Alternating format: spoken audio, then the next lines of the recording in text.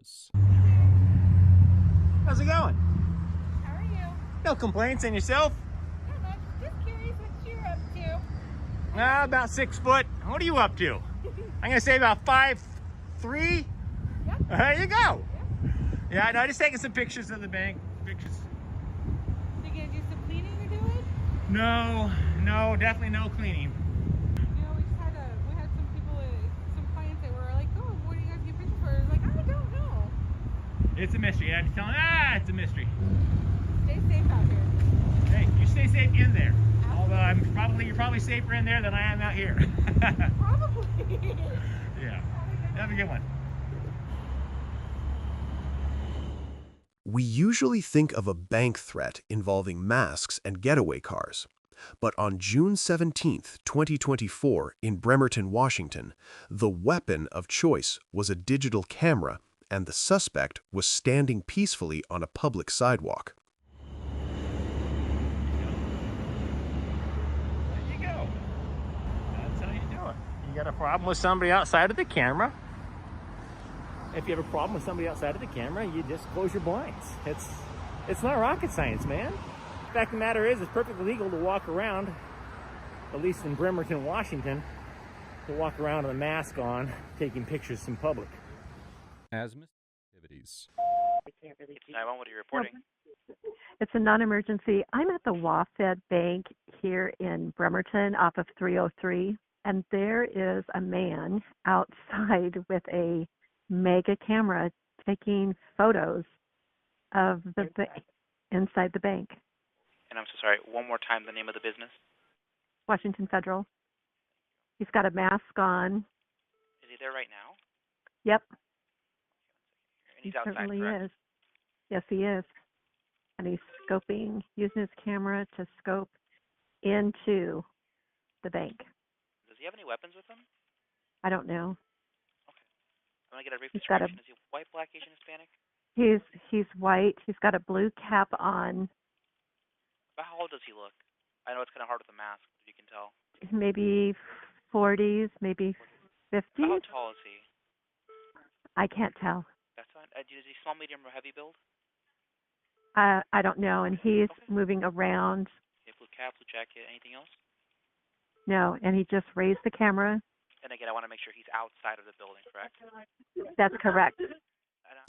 Independent reporter Mike Norton was conducting a First Amendment audit, a stress test of constitutional rights, by simply photographing a Washington Federal bank branch. And predictably, the near sight of a citizen exercising a legal right was enough to send a panicked client dialing 911. And I don't want you to do this, but I want to know, did anybody confront him or ask him why he's doing this? No, I came into the branch and the girls were closing the blinds so that he wasn't able to take pictures. There is one window that's exposed to the north. Is it like a phone or is it like a big camera? It's a big camera. Oh, what is your role there? I'm a client of Washington Federal. Sure. I was going to make a deposit. Here, it does look like my partner is working on letting them know. Would you like follow-up contact from law enforcement? Again, you don't have to. Yes. Okay. Do you want the ladies to go ahead and lock the door? It'll be whatever's their policy, whatever's best for them. Okay. I can go ahead and put a request to ask law enforcement, but I'm not absolutely certain. But again, you said you did want follow-up contact from law enforcement? Yes, please. Were you preferring contact in person there or over the phone? No, in person. Okay. I think somebody needs to come to the branch. Okay. I just want to make sure, is there a reason why the employees aren't calling? I don't know. Okay. I can't answer that. That's okay. The individual that's outside, he doesn't look like he's related in any way to the bank, correct? No. Okay. Well, again, if nothing has changed so far, what I'm going to do is I'm going to go ahead and let you go so I can take other emergency calls. But if anything changes before they get there, I want you to give us a call back on 911, all right? I will. Thank you. No problem. I'll let you go. Bye. There we go. Friendly neighborhood police officers here. Sheriff's office.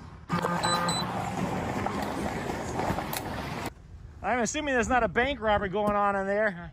I walked past this place and they're all dropping to the floor and I was like, what the hell's going on in there? There you go. Hi, can I help you? No, thank you. I appreciate you asking. Okay. Can I ask you why you're standing outside of a bank recording? Well, you can ask. Okay. What are you doing? I'm not going to tell you, but you can ask. Yes, Okay. absolutely. Well, Enter Deputy T. Dominguez. Her very first instinct upon arrival, demand his identification. But let's pause and ask a critical question. Does a shiny badge automatically grant an officer the power to demand your private information? Under the framework of the Constitution, the answer is a resounding no. you're the subject of a radio call now because What was it called about? suspicious behavior that you're standing outside of the bank, recording and taking. And you guys actually came out for that? Yeah, we sure did. Why Crazy. wouldn't we? I mean, if somebody called and said there's a Jew walking down the sidewalk, would you guys respond to that, or is it just people taking? I'll tell you, when Do you people not are think that's suspicious, sir? when I do not actually. Okay. When people Norton refuses the demand, correctly citing the need for reasonable suspicion. Think of reasonable suspicion as the legal entry fee an officer must pay before detaining you.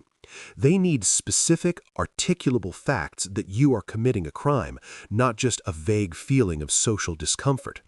Furthermore, here is the ultimate legal reality check. Washington is not a stop and identify state. Unless you are being lawfully arrested, you are under zero obligation to hand over your papers just because an officer asks. But what about the camera itself? Does filming a financial institution strip you of your constitutional protections? The Ninth Circuit Court of Appeals, which governs Washington state, has already drawn a massive, undeniable line in the sand. Decades ago, in the 1995 case of Fordyce versus Seattle, the court cemented a First Amendment right to film matters of public interest. They doubled down on this in the 2018 case of Askins versus U.S. Department of Homeland Security, issuing a stern warning to law enforcement.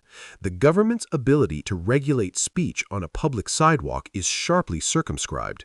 You cannot ban a camera just because you don't like what it's capturing.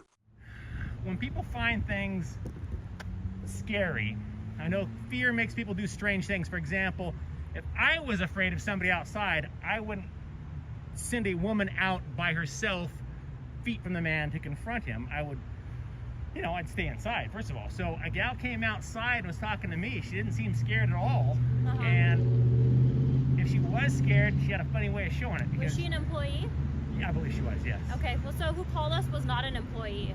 I have no control over that. So somebody called you and they said, there's a man outside taking photographs. Of the bank. Okay, are you under the impression that that's illegal? What was that? You're not under the impression that that is a crime, are you? No, I'm saying it's suspicious behavior Got it. that you're standing out front of a bank recording. Well, there's 10,000 reasons why somebody might be standing outside of a bank recording. Okay. And I'll be frank with you, to address... Do you have any ID on you, sir? Sure, but Okay. I'm not a big fan of that, though. Do you mind handing it to me? I do, actually, because I'm not a big fan of forfeiting my Fourth Amendment rights to placate the personal curiosity of yourself or somebody inside of a It's bank. not of myself. No. I didn't just pass along and see you standing here recording Yeah, and choose to it's okay. stop you. I'm gonna... You were the subject of a radio call. There's a difference there. It's not a crime. I'm just telling you. All right, I'm telling you, it's okay, not a crime. but I So can still identify who you are. you can ask, and I can refuse because I haven't committed a crime. You have to have a reasonable and articulable suspicion of a crime. Don't you agree, And I could Deputy believe Dominguez? that you could be doing this for purposes of committing a crime. I could be doing this for purposes of committing a crime. Yeah, you're photographing All a right, bank. well, yeah, I guess I could be, theoretically. Don't I'm not. take my picture. Are you serious? Do not take my picture. Are you serious? I'm taking Yeah, I'm 32 frames per absolutely second. serious. Whoa, Yep. go, whoa, stay away from me. Hey, hey, hey. I will take your picture. It's perfectly legal. Boom, boom, boom. Norton was on public property, making his actions practically untouchable. However, the justice system is rarely black and white. Is it possible for First Amendment activity to actually get detained? Let's look at the 2017 Fifth Circuit case of Turner versus Driver. In that incident, an auditor was filming a police station from across the street. The court granted the officers qualified immunity for detaining him, ruling that what is perfectly normal in one location might be highly suspicious in another. Filming a highly secure police facility could reasonably look like a suspect casing the building to plan an attack. So applying that logic here, given the extremely low bar required for reasonable suspicion, a judge could conceivably argue that Deputy Dominguez had the right to briefly detain Norton to figure out his motives outside a bank. But, and this is a massive legal hurdle, even if she had the justification to detain him, the law kept her hands completely tied. Asking for an ID is not a Fourth Amendment violation. Police can always ask, but Washington law gave her absolutely no authority to force Norton to identify himself and absolutely no power to make him turn off his camera. The Constitution held the line. There you go. Yep. Have a good day, sir. There you go. Fingerprint if either supervisor available. The subject here is uncooperative and refusing to answer to the statements. All the backup for the man taking your photo? Is that what you're doing? No crime is being committed here. I walked away right now. He's continuing to follow me. Don't come any closer. Hey, I'm letting you know, don't come any closer. You can stay right there if you want to continue to record. If you want to continue to record, you can stay over there. I have every right to walk up this sidewalk, But don't come any closer.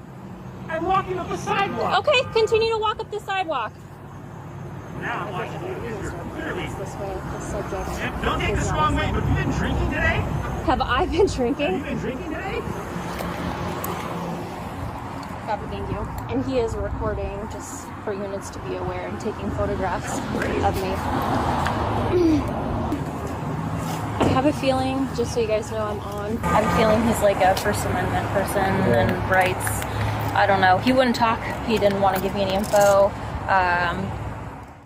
Behind closed doors, or in this case, a parking lot huddle, the narrative begins to artificially shift. Deputy Dominguez attempts to paint a picture of a hostile aggressor, telling her colleagues that Norton aggressively invaded her personal space and shoved a camera directly into her face. It's a classic escalation tactic: frame the citizen as a physical threat to retroactively justify an unlawful detention. But there is a silent, unblinking witness that doesn't care about a badge: the body-worn camera. Let's consult the objective lens. The footage reveals a starkly different reality. Does Norton look like an aggressive threat closing the distance? Absolutely not. He is standing completely stationary, a full 10 feet away from the deputy when he raises his camera. The video undeniably shows Deputy Dominguez repeatedly marching into his personal space, forcing the citizen to physically backpedal and audibly demand she stay away. It's not just a minor recollection, it is a fabricated narrative unraveling in real time, caught on the department's own recording equipment. He didn't want to give me his name, so I told him I'll start a supervisor this way then. They're concerned because he has been like zooming in with the camera. They don't know what he's trying to take pictures of inside the bank because he's standing on the other side where the window is. They want him trespassed. I don't want him. He's not on the property right now. Back. Yeah. He posted up off the property, so he already probably knows the game. Yeah. So I figured whenever the supervisor gets here, I'll let them make that call if it's worth us trying to ID him. Supervisor? No, I called one. I'll explain after what. And then he just started. He like took the camera like this, and I told him get it out of my face, and I tried to move. And he's like, "You're gonna not let me take pictures of you," and I kept moving in a circle around him, and I was like, "Hey, have a good day, bye," and I just walked off, and he just like followed me up, and I was like, "I told you to stop, you can wait on the sidewalk, but don't come any closer." I could be, theoretically. I'm not. Take my picture. Are you serious? Do not take my picture. Are you serious? I'm taking 32 frames per second. Whoa, whoa, stay away from me. Hey. And he was like, "I can't walk on the sidewalk," and I told him, "Yeah, you can walk on the sidewalk, stay on the sidewalk then." So, if the bank just wants him trespass and he's going to refuse to identify himself, then just fill out a trespass form and just take a picture of him, and then that's it. Just verbally tell him, "Hey, you're not allowed back here, you're not for a year or whatever, and you can come back if you're trespassing," and that's about it. But he can. Realizing the suspicious activity angle is rapidly falling apart, the officers pivot to a completely new strategy: the Trespass Notice.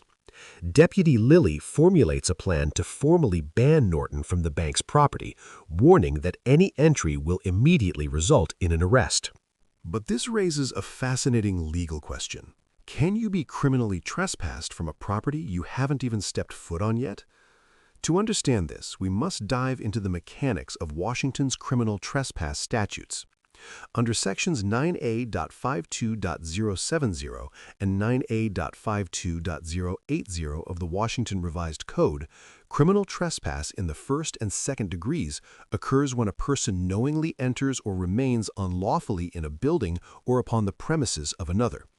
To clarify further, Section 9A.52.010 defines enters or remains unlawfully as being on the property without a license, invitation, or privilege. Think of a retail bank as a house with an open front door. During business hours, citizens generally have an implied privilege to walk right in. However, the law provides private businesses with a powerful shield. As the 2005 case of State v. Belarus established, a private property owner holds the ultimate trump card. They can restrict the use of their property and revoke your privilege to be there at any time for almost any non-discriminatory reason. It absolutely does not matter if the business is otherwise entirely open to the general public. But he can stand on the sidewalk on public property and record as much as he wants. So. Yeah. He was like, I don't know why they'd send a woman out here to confront me if I'm so scary. And I was like, well, the employees didn't call us. It was someone else. I don't know. He was being very... So who wants him trespassed then? The employees? The bank. They said that they are concerned. So if I were you, I'd just, do you have any of those trespass forms? Yeah, I'm going to have Mooney print one and then fill it out. Just print it and start filling it out, and we'll just hang out. If you want to pull over here. Yeah, thanks. Print two so you can keep one and hand it one to him. Yeah. Because he's not going to... Yeah, I mean, he might want one, it. honestly. So. Technically speaking. Hey, what's up, buddy? Well, I think it's a first... I'm going to go and mute here. Are we all good? Did you guys set Dominguez straight? She seemed real scared. Yeah, he's being... Here. He's all screaming at me now, so... Yeah. I don't want to leave in the middle of like a police investigation. I have to make sure we're all good. Dominguez seemed really scared. Saying that Dominguez is really scared. I just want to make sure you guys are good. And just know I'm just a guy out taking pictures. Just a guy out here taking pictures is what he's saying. I think the plan is we're going to issue him a trespass notice. And whether he takes it or not, he's not supposed to come into the bank. We'll have him on camera. Huh? Or be on the bank or bank property. He's on the sidewalk now. Furthermore, the 1998 case of State v. Kutch cemented the rule that violating a formal ban notice, like being banned from a shopping mall for a year, directly constitutes an unlawful entry. So, what is the final legal verdict on this specific tactic? While Norton was perfectly safe and legally untouchable standing on the public sidewalk, the bank possessed the absolute authority to draw an invisible boundary line. Issuing that trespass warning before he ever crossed the threshold was a completely lawful maneuver. It functioned as a legal tripwire, one that would guarantee an immediate lawful arrest the second his shoes touched their private concrete. When the unblinking lens of the body camera and the transparency of public records laws finally brought this interaction to light, it exposed a catastrophic breakdown of constitutional training. Let's deliver the final verdict on Deputy Dominguez. She earns a dismal, borderline failing grade of C-. Why not an F? Because to her bare minimum credit, she did not physically assault the citizen, attempt to seize his camera, or slap the cuffs on him for a fabricated charge. But in every other professional metric, she failed spectacularly. Instead of investigating a supposed crime, she bypassed the Constitution entirely, attempting to run a fishing expedition purely on the social discomfort of a bank teller. We must reiterate this critical reality. Washington is not a stop and identify state. Demanding an ID without an underlying lawful arrest isn't police work. It's an unlawful overreach. Yeah, so we'll hand him the trespass notice. If he wants to sign it, he can sign it. If not, we'll just hand it to him and I'll be done with it. It doesn't matter if you accept it or not. We have the image. you come onto the property, you'll be arrested for trespass. He's getting the camera right in her face, like encroaching on her personal space. I would agree, but that I wasn't there, I don't know. So it seems Deputy Dominguez, the fragile little snowflake that she is, she got really scared when I started aiming the camera at her, which is really weird because I've been recording her 32 frames per second from the minute she approached me. So I can't make heads or tails out of that. But here is where the interaction crosses the line from incompetence into something far more dangerous. What happens when a sworn officer fabricates a physical threat to justify a detention? Dominguez deliberately mischaracterized the events, telling her backup that the citizen aggressively charged into her personal space. Had the objective truth not been captured on video, this false narrative could have easily been weaponized to throw an innocent man in a jail cell. The footage proves he was a stationary object. When the official narrative of an officer diverges so violently from objective reality, it shatters public trust and torches their credibility. The camera scared her. I got this guy here. I don't know who this fellow is. And we've got this one here. And then there's another fellow over here. I think they're just trying to double check and verify that the First Amendment hasn't been rescinded yet. All right, well, he's videotaping me as I'm walking around my cell phone, so I'm gonna get off. All right, so the game plan, as I understand it, Tony's gonna issue him trespass notice and tell him he's trespassed. I don't think we need to go up in force to do that. Somebody with Dominguez would be fine. I don't care. I can go up there. Should see what car he's in. I'm sure he's walking.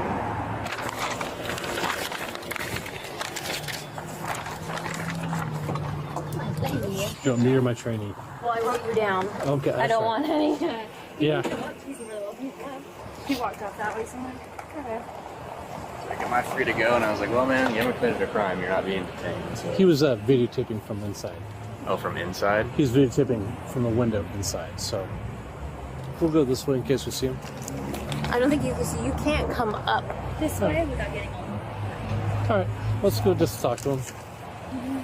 We don't need to go in force. I'll go with Dominguez. Gotta sit tight. They got all the windows blocked successfully. There you go. Paranoid bank employees.